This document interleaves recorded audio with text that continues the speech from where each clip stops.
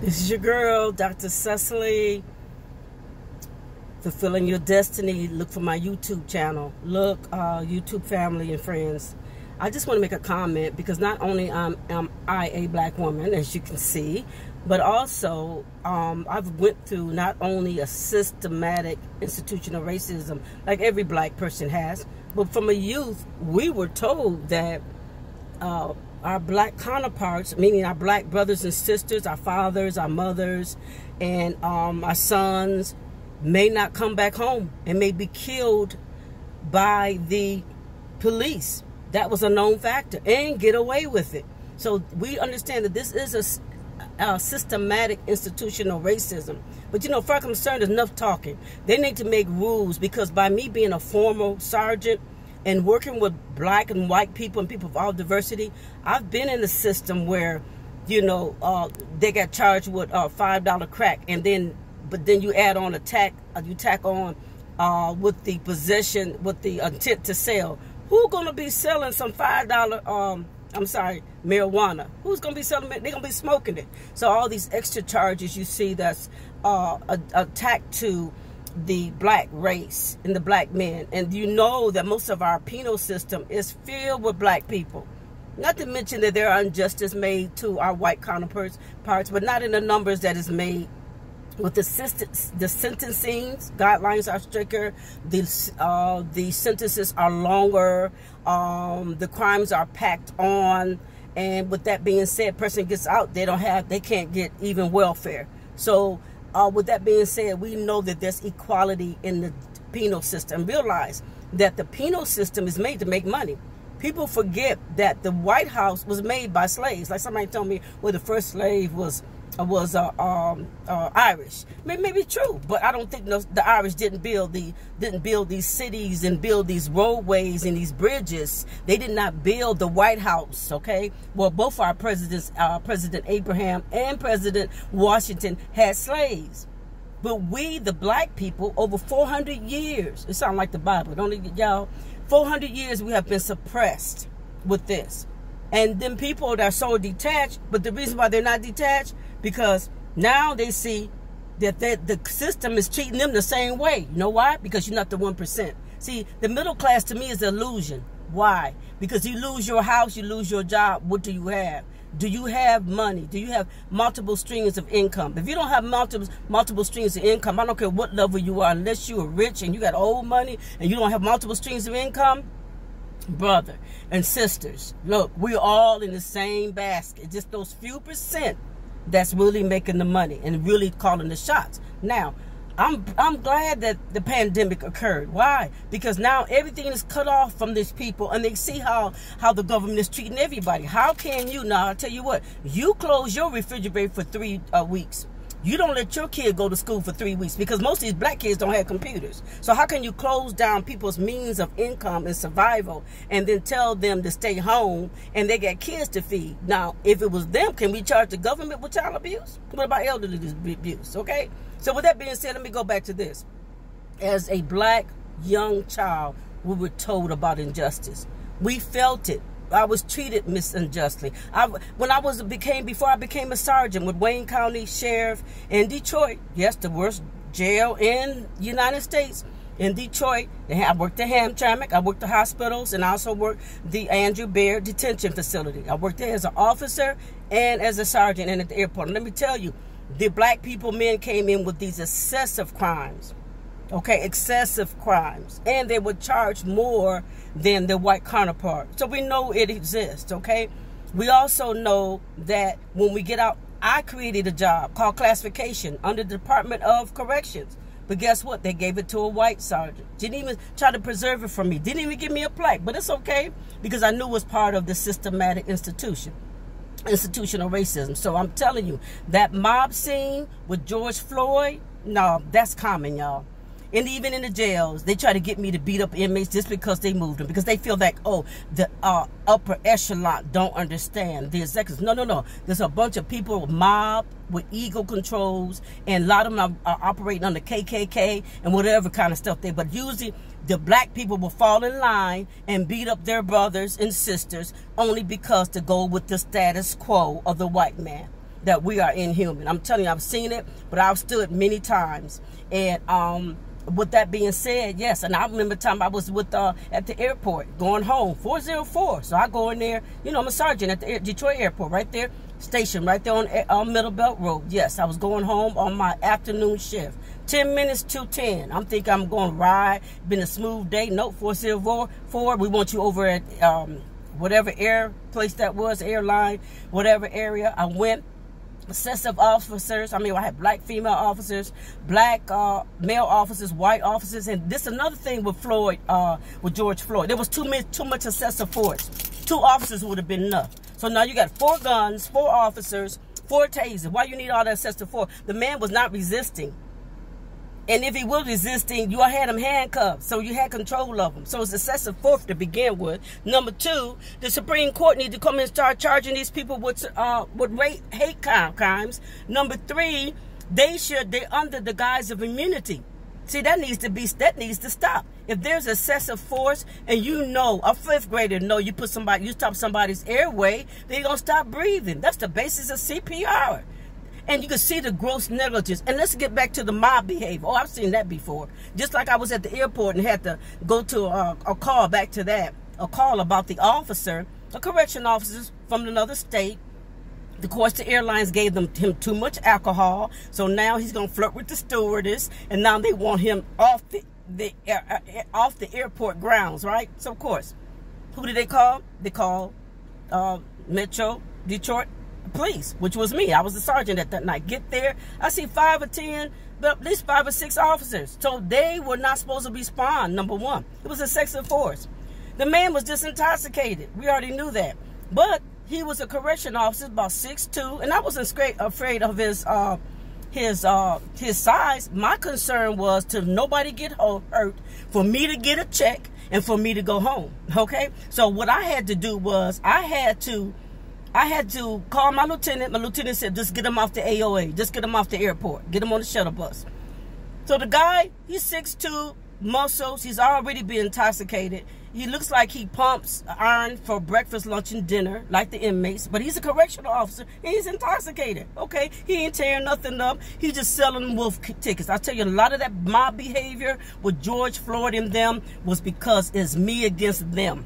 And not only me against them, mean us, the few officers on the street, against the citizens, and plus against the black race. Not only that, they feel like it's us against them, which is us, the officers that's on the street, against the higher ups, like the executive, because they're not on the street making the laws. So they feel they know best. So now getting back to this. So with that being said, getting back to the incident where I was at the airport, I was instructed to get the correctional officer off the AOL, off the airport, right, grounds. So he darts off, he runs towards the down the hallway. So I have to go. The officer behind him. I go through the double swinging doors.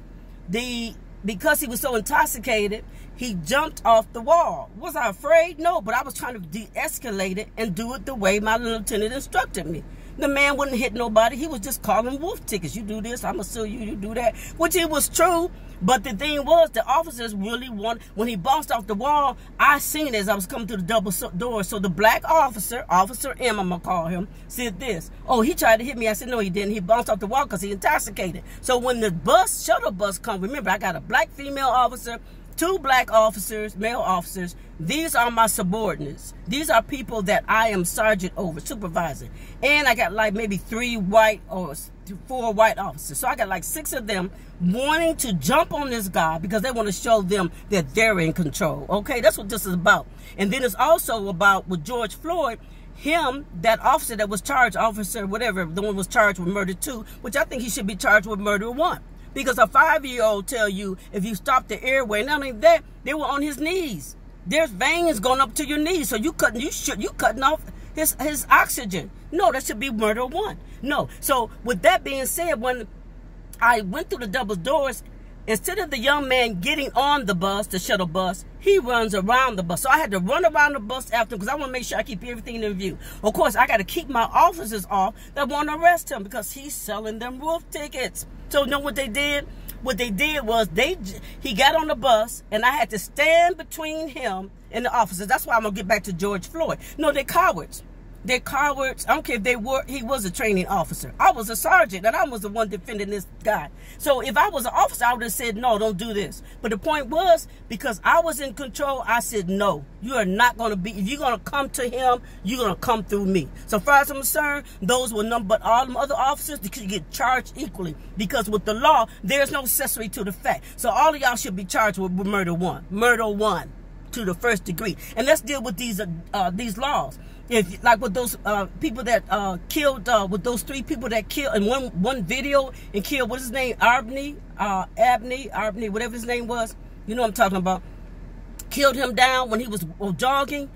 That was nothing but a mob. That was a hate crime. And you know Georgia don't have hate crimes. So the Supreme Court needs to change these things and change them to hate crimes. And then they should also get rid of those immunity laws that protect the officers behind that badge. That's why they're killing black folks. And then number 3, let's deal with this. The unions need to, first of all,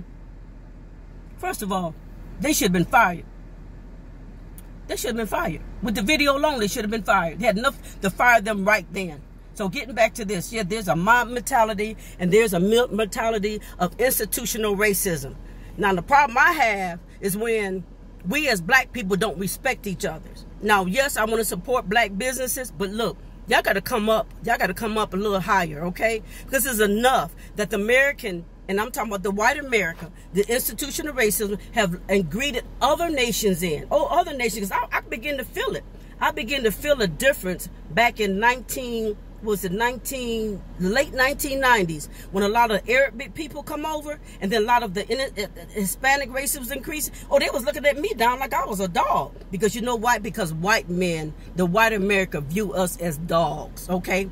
The institution that we are in, the health care, penal system, everything tells them that we are nothing. And so they treat us like nothing, okay? Now, the only thing the Hispanics is getting a little better because they see now they want to kick them out the country. But before, some of them was looking their nose down at us. Now, back to your middle class people. Y'all ain't middle class. If you're not the 3%, y'all the workers, okay? Y'all the workers. I'm sorry. Y'all the workers, all right? And so they don't care about you either, as you see. All right, like the white woman went to the black judge and he wasn't talking about she was disrespectful. And she trying to, what she gonna do, not feed her kids? Why was she in court anyway? Why are you wasting taxpayers' money? Woman trying to feed her kids. Okay, now let's get back to this.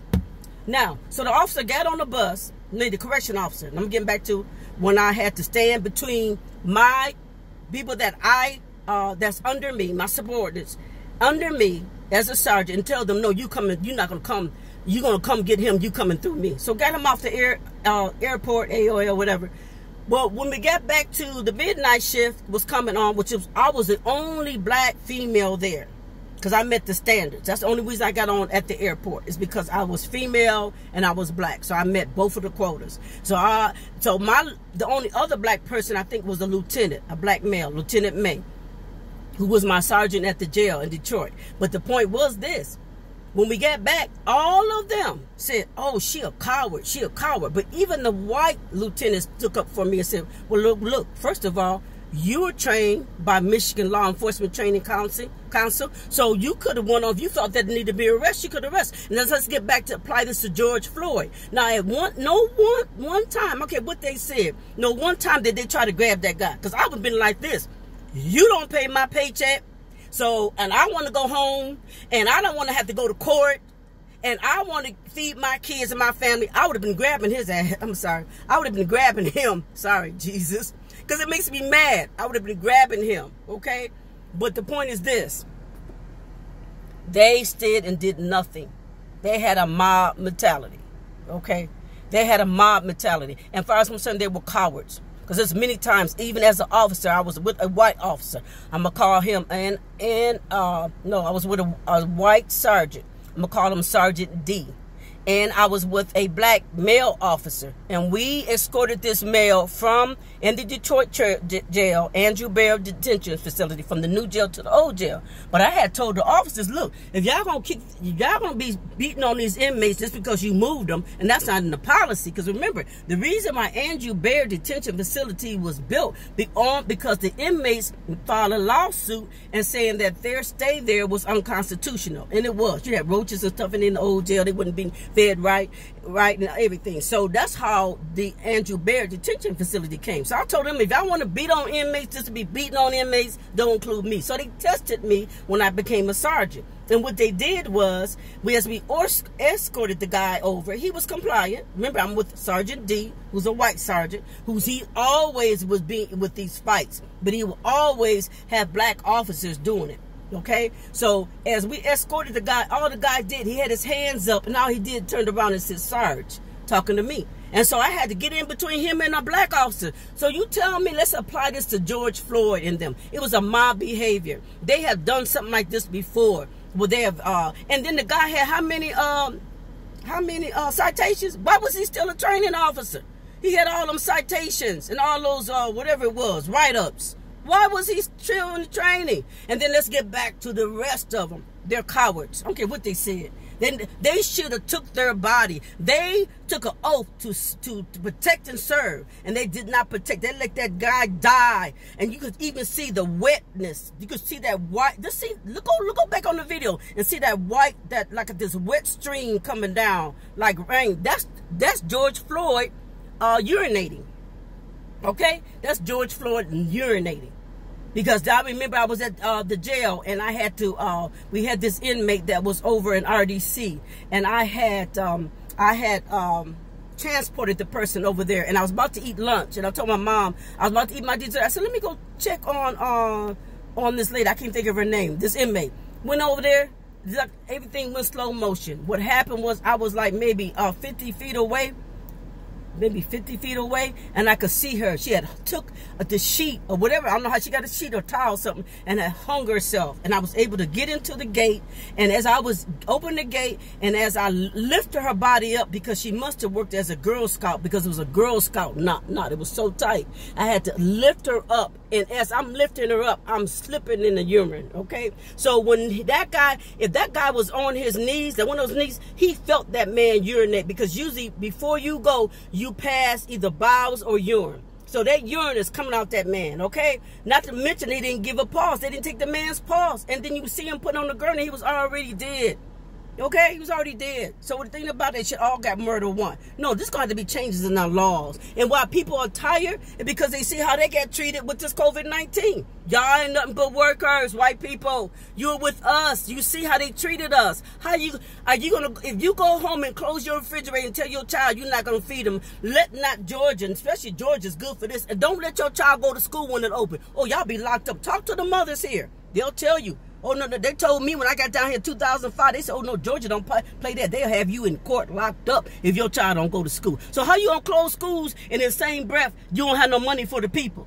The check should have been going out the same way. In fact, when y'all sat down as leadership, your due diligence and your ethics, if you had any ethics for humanity, then you would have made sure those checks were just given out right then that same week. And then you should have told all the mortgages and rent not to evict nobody. That should have been some laws passed. I don't care. Look, I'm just telling y'all that y'all have to get to Jesus. Y'all have to get to Jesus, know God is real, and then you have these laws that have to be changed. On the penal, criminal justice laws have to be changed, okay? Because they're just killing our husbands to be our sons. They're killing our ability to be accessible. We're not accessible. We don't have the accessibility to white America. The white American dream is just for a few of us. They'll let a few of us get through, that's all. But there's more intelligent black people like me and other people that I know that should be further than what they are, but because of the system. And am I bitter? No, I'm not bitter, because first of all, I may be black, but I'm American. I'm born in America. So I'm not going to tear something down that I helped build up. My forefathers helped build up this nation. My grandfather was building buildings and bridges when I was a little girl, okay? I rode down some of the freeways he helped build, including 94 in Michigan. So what are you going to say? What are you going to say, white America? You know what? And then the only reason why you're going to do something because the world is looking on. Stop saying that make America great. America has never been great because you always dog the black people. It's never been great. No, and then you allow other nations to come in and look their nose down on us. And then you have the other nations, the Arabic nations and the Chinese nations, take over the nail salon, take over the gas station. Then why we can't have one? And you have them right in our neighborhoods. Like you're sticking it in our nose. You can give them loans. Now, you tell them, but we got bad credit. But wait a minute. They don't have no credit. As far as I'm concerned, when I was young and I was coming out of college, bad credit was the same as no credit. So how they get all these loans? It's called institutional racism. But you know what, y'all? It's called everybody's going to have to make a decision and everybody's going to have to answer to God, okay? So you know this day who you going to serve. Are you going to serve the devil or you going to serve God? Are you going to be ethically right or are you going to be immoral? Okay? So the thing about it is, look, America got to get this stuff together. Because Jesus soon to come. He ain't coming yet now. Oh, no. Because see, thy kingdom come, thy will be done on earth. His will ain't done on earth through this earthly vessels. So his will got to be done before all them other demons come, okay? Before 666 come. Oh, he's raising his ugly head. But it ain't time yet. Because God wants his righteous to rule on earth. So are you going to be the righteous or the unrighteous? Choose you this day. This is Dr. Cecily, fulfilling your destiny. God bless.